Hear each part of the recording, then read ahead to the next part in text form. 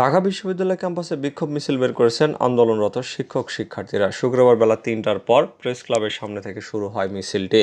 পরে হাইকোর্ট মোড়, কার্জন হলের সামনে থেকে টিএসসি হয়ে কেন্দ্রীয় শহীদ মিনারে জড়ো হয়। এ সময় বৃষ্টি উপেক্ষা করে বিকেল ৪টার দিকে তাদের সেখানে অবস্থান করতে দেখা গেছে। বৈষম্য বিরোধী ছাত্র আন্দোলন আজ প্রার্থনা এবং ছাত্র জনতার গণমিছিল কর্মসূচি ঘোষণা করেছিল। এতে বলা হয়, আজ সারা দেশের মসজিদে জুমার নামাজ শেষে দোয়া, কবর জিয়ারত, মন্দির, গির্জাসহ সব প্রার্থনালয়ে প্রার্থনা এবং জুমার নামাজ শেষে ছাত্র জনতার গণমিছিল অনুষ্ঠিত হবে।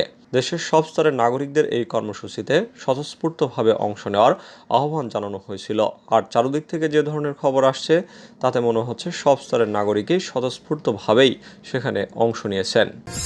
বায়তুল মোকাররম থেকে মিছিল নিয়ে শাহবাগের শিক্ষার্থীরা। বৈষম্য বিরোধী ছাত্র আন্দোলনের পূর্ব ঘোষিত কর্মসূচি অনুযায়ী রাজধানীর বায়তুল মোকাররম মসজিদ এলাকা থেকে মিছিল নিয়ে শাহবাগে অবস্থান করছে আন্দোলনকারীরা। শুক্রবার বায়তুল মোকাররম মসজিদের উত্তর গেট থেকে দুপুর 1:55 জুমার নামাজের পর একটি মিছিল বের হয়। মিছিলটি প্রেস ক্লাবের দিকে চলে যায়। এই সময় আইন শৃঙ্খলা রক্ষাকারী বাহিনীর সদস্যদের সতর্ক অবস্থানে থাকতে দেখা যায়। রাজধানীর উত্তরা এবং আফতাবনগরের শিক্ষার্থীদের গণমিছিল। বৃষ্টিতে ভিজে ঢাকার উত্তরা এবং আফতাবনগরে আজ সকালে মিছিল করছেন বিভিন্ন শিক্ষা প্রতিষ্ঠানের শিক্ষার্থীরা। এ সময় শিক্ষার্থীরা বিভিন্ন স্লোগান দিয়ে প্রতিবাদ জানায়। শুক্রবার সকাল 11টার দিকে বৃষ্টিতে ভিজে উত্তরা 6 নম্বর সেক্টরে RAJUK Uttara model school and কলেজের শিক্ষার্থীরা বিক্ষোভ মিছিল এবং সমাবেশ করেছেন। এ সময় শিক্ষার্থীদের অনেকেই পরনে স্কুলের ইউনিফর্ম ছিল। এছাড়া সকাল 11:30টার পর আফতাবনগরে মিছিল বের করেন ইস্ট ওয়েস্ট বিশ্ববিদ্যালয়ের শিক্ষার্থীরা। বৃষ্টিতে ভিজে ভিজে মিছিল নিয়ে রামপুরা ব্রিজ পেরিয়ে ব্রাক বিশ্ববিদ্যালয় ঘুরে আবার ইস্ট ওয়েস্ট বিশ্ববিদ্যালয়ে ফিরে এসে সমাবেশ করেন তারা। মিছিলের অধিকাংশ শিক্ষার্থীর গলায় পরিচয়পত্র ছিল। মিছিলের সামনে এবং পিছনে ছিল পুলিশ। সায়েন্স ল্যাব মোড় শিক্ষার্থীদের অবরোধে। বৈষম্য বিরোধী ছাত্র আন্দোলনের কেন্দ্রীয় কর্মসূচির অংশ হিসেবে গণমিছিল শেষে রাজধানীর সায়েন্স ল্যাব মোড় অবরোধ করে শিক্ষার্থীরা।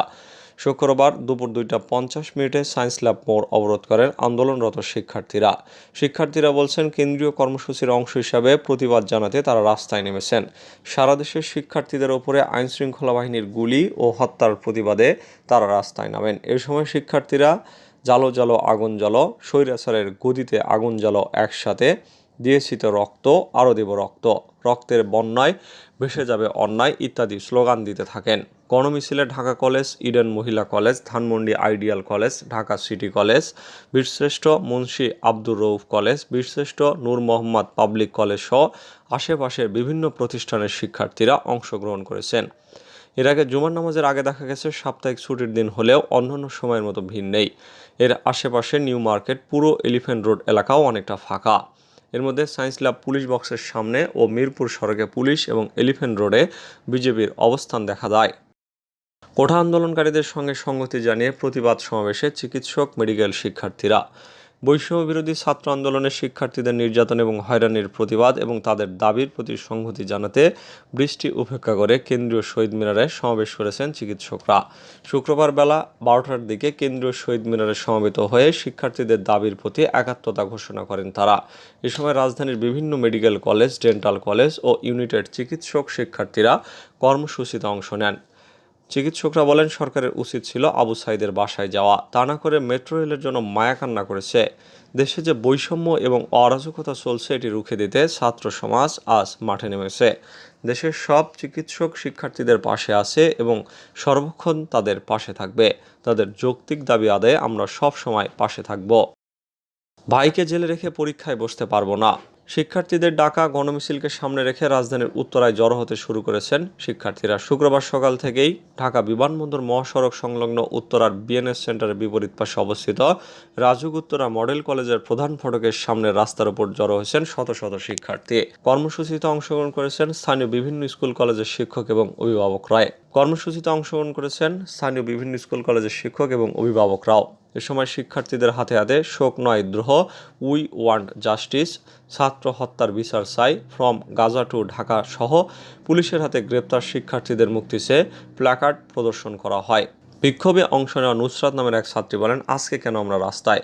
কারণ আমার ভাই স্বপ্ন কারাগারে। আমার ভাইকে রেখে আমি পরীক্ষার হলে বসতে পারবো না। আমার ভাই মুক্ত হবে, এরপর আমরা সবাই মিলে পরীক্ষা দিতে বসবো। ওই ছাত্রী বলেন, কী দোষ ছিল মুগ্ধ ভাইয়ের? যে মুগ্ধ ভাই পানি বিলাচ্ছিলেন।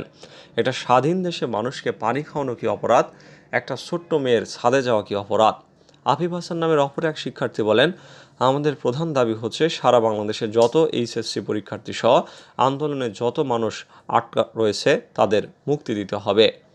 শিক্ষার্থীদের মুক্তির দাবিতে কর্মসূচিতে অংশ নেওয়া আহসান ইকবাল নামের এক অভিভাবক বলেন, আমাদের সন্তানদের গুলি করে মারা হলো, এর বিচার কে করবে? অনেককে ধরে নিয়ে কারাগারে পাঠানো হয়েছে, এইসব শিশুদের ভবিষ্যতের কি হবে? আমরা আমাদের সন্তানদের মুক্তি চাই। ডিবি অফিসের ভিডিও স্টেটমেন্টটি আমরা স্বেচ্ছায় দেইনি। বৈষম্যবিরোধী ছাত্র আন্দোলনের 6 সমন্বয়কে মহানগর গোয়েন্দা পুলিশের কাছে হেফাজতের নামে আটক থাকা অবস্থায় জোর করে মিথ্যা বিবৃতি নেওয়ার অভিযোগ তুলেছেন তারা জানিয়েছেন, জোর করে খাবার টেবিলে বসিয়ে ভিডিও করা হয় এবং ওই স্টেটমেন্ট গণমাধ্যমে প্রচার করা হয়। এছাড়া ডিবি কার্যালয় থেকে ছাড়া পাওয়ার আগে যে তারা 32 ঘন্টা অনশন করেছেন সেই বিষয়টিও পরিবার এবং গণমাধ্যম থেকে গোপন করা হয়েছে। শুক্রবার সকালে গণমাধ্যমে পাঠানো এক যৌথ বিবৃতিতে এইসব বলেন ছাত্র আন্দোলনের 6 সমন্বয়ক মোহাম্মদ নাহিদ ইসলাম, সার্জিস আলম, হাসনাত আবদুল্লাহ, আসিফ মাহমুদ, নুসরাত তাবাসসুম ও আবু বাকের মজুমদার। আপনাদের সুবিধার জন্য বিবৃতিটি হুবহু তুলে ধরা হলো। গত 26 জুলাই ঢাকার গণস্বাস্থ্য নগর হাসপাতাল থেকে বৈষম্যবিরোধী ছাত্র আন্দোলনের 3 সমন্বয়ক মোহাম্মদ নাহিদ ইসলাম, আসিফ মাহমুদ এবং আবু বাকের মজুমদারকে ডিবি পুলিশ জোরপূর্বক মিন্টু রোডের ডিবি অফিসে তুলে নিয়ে আসে। মোহাম্মদ নাহিদ ইসলাম ও আসিফ মাহমুদ হাসপাতালে চিকিৎসারত অবস্থায় ছিলেন। 27 জুলাই সমন্বয়ক সার্জিস আলম এবং হাসনাত আবদুল্লাহকে সায়েন্স ল্যাব থেকে ডিবি অফিসে তুলে নিয়ে আসা হয়। 28 জুলাই সমন্বয়ক নুসরাত তাবাসসুমকে ভোর রাতে বাসা ভেঙে জোরপূর্বক ডিবি অফিসে নিয়ে আসা হয়। মূলত আন্দোলন এবং নেতৃত্বকে ছত্রভঙ্গ করতেই 19 জুলাই থেকে বৈষম্য বিরোধী ছাত্র আন্দোলনের সমন্বয়কদের গুম, গ্রেপ্তার, নির্যাতন এবং হয়রানি করা হচ্ছে। এর ধারাবাহিকতায় নিরাপত্তার নামে 6 সমন্বয়কে 7 দিন ধরে ডিবি হেফাজতে জোরপূর্বক আটকে রাখা হয়।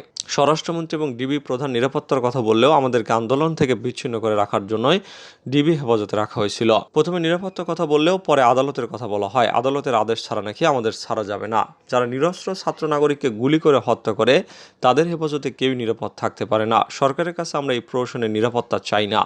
আমরা আমাদের ভাই বোনদের খুনের বিচার চাই। আন্দোলন প্রত্যাহার করে ডিবি অফিস থেকে প্রচারিত 6 সমন্বয়কের ভিডিও স্টেটমেন্টটি আমরা স্বেচ্ছায় দেইনি।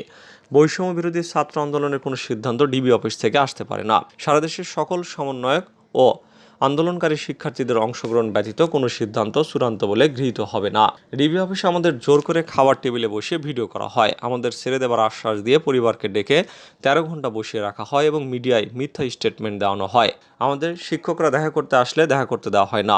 অন্যায়ভাবে সমন্বয়কদের আটক, সারা দেশে শিক্ষার্থীদের গ্রেপ্তার এবং নির্যাতনের প্রতিবাদে গত 30 জুলাই রাত থেকে সমন্বয়ক নাহিদ ইসলাম, আসিফ মাহমুদ এবং আবু বাকের ডিবি অফিসে আটক অবস্থায় অনশন কর্মসূচি শুরু করেন। পরবর্তী সেই খবর জানা মাত্র সার্জিস আলম, হাসনাত আবদুল্লাহ এবং নুসরাত তাবাসসুমও অনশন শুরু করেন। অনশনের কথা পরিবার এবং মিডিয়া থেকে গোপন করা হয়। প্রায় 32 ঘন্টার অধিক সময় অনশনের পর ডিবির প্রধান 6 সমন্বয়ককে মুক্তির চূড়ান্ত সিদ্ধান্ত দিলে অনশন ভাঙা হয়। আমাদের 1 আগস্ট দুপুর 1:30টায় পরিবারের জিম্মায় ছেড়ে দেওয়া হয়। গত 7 দিনে ডিবি অফিসে আমাদের এবং আমাদের পরিবারের সাথে নানা হয়রানি, নির্যাতন এবং নাটক মঞ্চস্থ করা হয়েছে। আমরা এর তীব্র নিন্দা এবং প্রতিবাদ জানাচ্ছি।